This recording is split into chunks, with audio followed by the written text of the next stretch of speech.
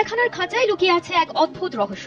দর্শনার্থীরা যখন ভিড় জমায় সেই ছোট্ট অন্ধকার খাঁচার সামনে, তখন সেখানে দেখা যায় ঘোমটা দিয়ে ঢাকা এক মানুষের মুখ, আর তার নিচে শিয়ালের দেহ।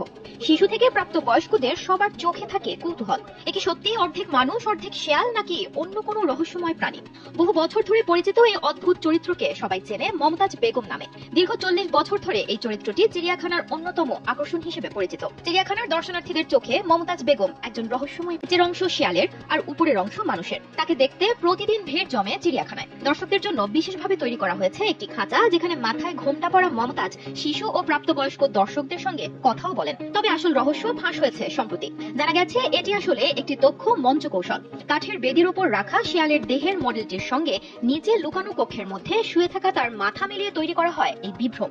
দর্শকদের চোখে যেন কোনো পার্থক্য ধরা না পড়ে, সেজন্য মাথার চারপাশে ঘোমটা দিয়ে ঢাকা থাকে। তবে সম্প্রতি এর সাথে বের হয়ে এসেছে আরেক ঘটনা। জানা গেছে মমতাজ বেগম নামে যাকে সবাই চেনে, তিনি আসলে মুরাদ আলী, পেশাগত পারফর্মার। তার আগে এই চরিত্রে অভিনয় করতেন তার বাবা। বাবার মৃত্যুর পর গত 16 বছর ধরে মুরাদ প্রতিদিন টানা 12 ঘন্টা ধরে এই চরিত্রে অভিনয় করছেন। আর দীর্ঘদিন ধরে এই প্রদর্শনী পাকিস্তানের করাচির অন্যতম জনপ্রিয় আকর্ষণ হয়ে উঠেছে। আর দেশটির চিড়িয়াখানার টিকিটের দাম মাত্র 10 রুপি। এই প্রদর্শনী এখনো সেই শহরের অন্যতম জনপ্রিয় আকর্ষণ।